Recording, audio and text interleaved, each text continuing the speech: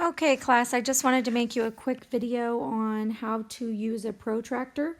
Remember, we're going to take what we know already about estimating angles, whether they're acute,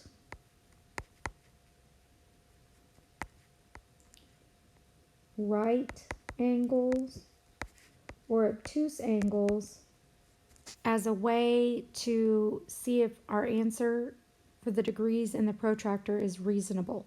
So when you're measuring an angle in a protractor, you want to get a visual on your angle first before you ever start measuring using the degrees.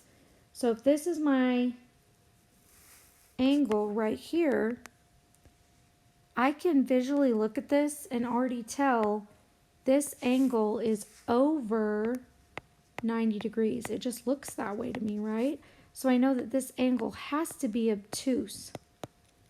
So when I use my protractor to measure this angle, if I get something that's less than 90 degrees, I know that I've used the protractor incorrectly, because I'm going to take my common sense of looking at this angle and saying, I know that that's an obtuse angle. Obtuse angles are over 90 degrees, so if my angle measurement is coming out less, that can't be right. I must have measured incorrectly with the protractor. So here's what you need to know about the angles. An acute angle is less than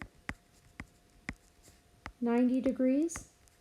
A right angle is exactly 90 degrees. An obtuse angle is more than 90 degrees. So when you're learning how to use this protractor, if whatever measurement you come up with doesn't make sense with the angle measurement that you're seeing here visually, then you know you might have made a mistake using the protractor. And the reason I say this is because there are two sets of numbers on a protractor. Okay, so you can see that this one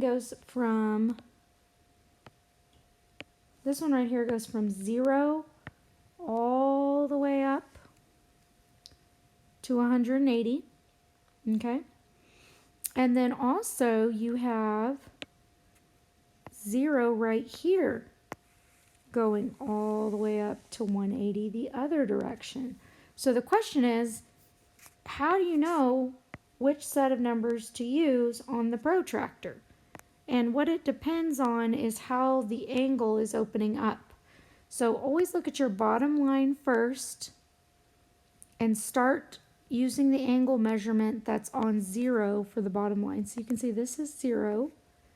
So if you started off using that bottom line at 0, you would just count up. This is going to go all the way up to 100, and I'm starting it right here. 10, 20, 30, 40, 50, 60, 70, 80, 90, 100 degree. And it is a 100 degree angle because we already said we're recognizing this is an obtuse angle. If you went the other direction and you made a mistake and you started with this 0 where the angle is not, 10, 20, 30, 40, 50's right there, 60, 70, it's saying it's on 80. This is definitely larger than an 80 degree angle. I realize I've used the wrong numbers to measure it. So how you know is find the bottom line of your angle, whichever one lines up on the 0, and start with that set of numbers going up.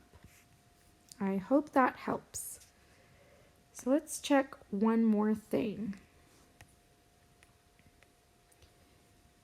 And this is a little harder to see, but you can tell that this is an obtuse angle. So it is 130 degrees, which makes sense, and it must be using this as the 0 and counting up on the outside. And this one is definitely acute. And we're coming up with 40, so 0 must be here, and this must be 40 right here. So make sure you remember that when you are measuring with a protractor, line it up on the line and start off counting with the